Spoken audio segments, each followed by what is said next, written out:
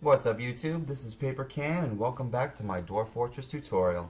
This is episode 1 where the fun really begins. We're right where we left off in the pretentious world of souls on the continents of indignation. And we're about to choose a nice cushy embark site where we're going to build the greatest civilization known to dwarf kind. But first we need to understand all the information that the game is telling us here so we can make our final decision. Now the first thing is this blinking yellow X here. This is basically telling us that we are here. And this map all the way on the right is the world map, which is good for seeing where everything is located, but does not give us a whole lot of detail as to what's going on. For that, we can go to the map that's just to the left of that. It's the region map, and it is a little bit more zoomed in, so we can see a lot more detail. For example, we can see where all these mountain ridges here are, and we can see nearby cities and where these rivers are flowing. And then all the way to the left you have a local map where you can see exactly what's going on in a particular area. And we can kind of use that to fine-tune our exact embark location. All the way on the right, it's going to give us some detail over any one tile that we're hovering over. So let's just stay on this one for now and we'll use it as an example. All the way on the top gives us the name of the tile. This is the jungle of barricading. And underneath that it's the type. So this is the tropical coniferous forest. Underneath that it gives us the temperature, which is warm. And warm is arguably well, not even arguably, it definitely is the easiest temperature to embark in. In warm you don't have to worry about any of the temperature extremes, unlike other temperatures like scorching, where all your water might evaporate and your dwarves, if left outside for too long, will basically the fat will melt off their bones and they'll bleed to death. Or freezing temperature, where all the water will be inaccessible because it'll be frozen. And if left outside for too long, the dwarves will succumb to frostbite and die a painful death in the frozen tundras. Under that we have the amount of trees. This area is heavily forested, which is good because we're going to be using those trees for their wood in order to make things like beds. And then you have other vegetation. Here is thick.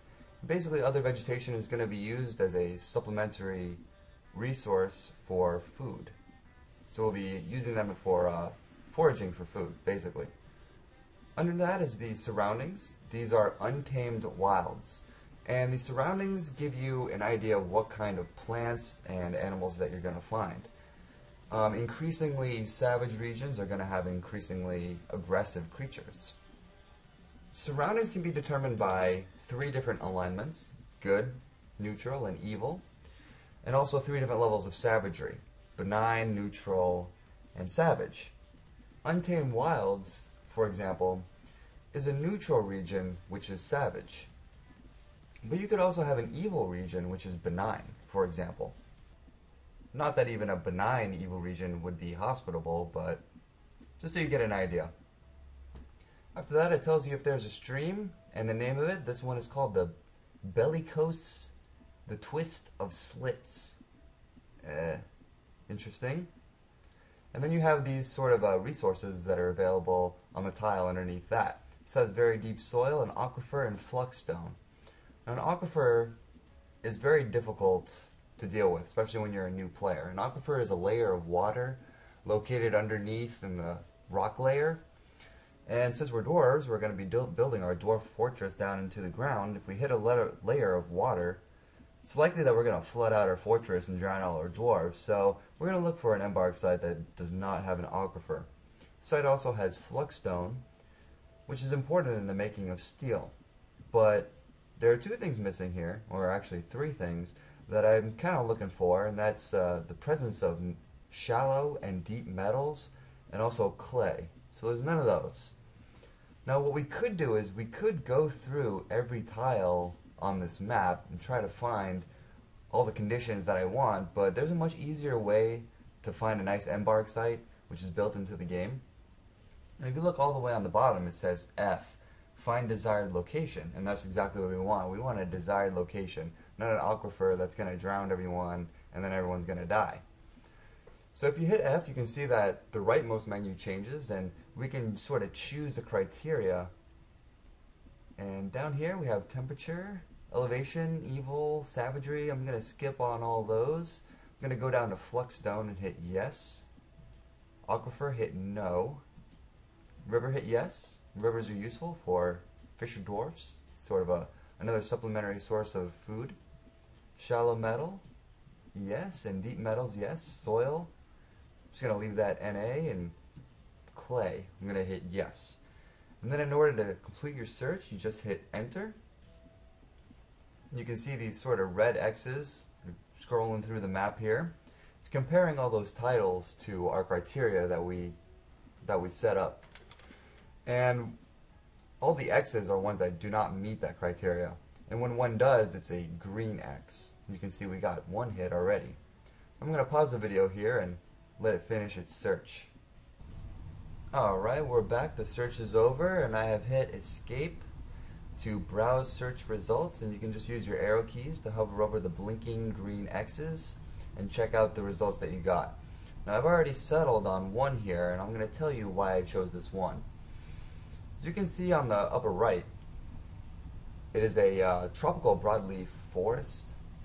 It's called the Watchful Forest, and it is heavily forested, so we have plenty of trees. The other vegetation is thick, so we'll have plenty of scavengeable food. The surroundings is wilderness, which is not too bad. It has clay, it has shallow metals, it has deep metals, and it has fluxstone. So we basically got everything that we want in this one site. And then in the local map on the upper left, you can see the highlighted box here is going to be our exact embark site. You can move that with U, M, H, and K. So I've sort of moved this highlighted section around so that I could get the river and I could also get the mountain range, and then in the middle is sort of this leftover woodland that we're going to be using for either pasture land for animals or just for cutting down trees and things like that. Now there's a couple more things I want to go over before we hit E and actually embark on our site.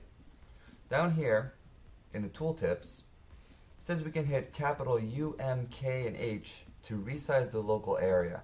So what you can do is you can actually expand the play area in the local map here, the part that's highlighted.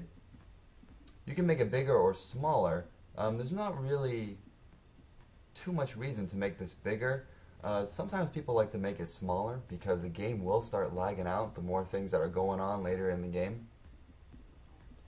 Also, you can hit tab. It says change mode. And what tab does is, let me hit it right here. It tells us our neighbors. And then if I hit tab again, you get to choose the civilization that you come from. So we can hit plus and minus here, and we can actually scroll through and we can choose the dwarven civilization that we come from. And all the highlighted tiles there are the homelands of that civilization. This is not really going to make a whole lot of impact on your game. The only thing that's going to change is it might restrict some items that you can start with, but we're just going to keep with the this one right here, the name shield. I think that sounds pretty good. So if we hit tab again, you can see this is an elevation map, which is handy, so you can know, if you're on a cliff or if there's a basin nearby or something like that. I'll hit tab again. This is kind of similar to the elevation map, but it tells you exactly in numbers.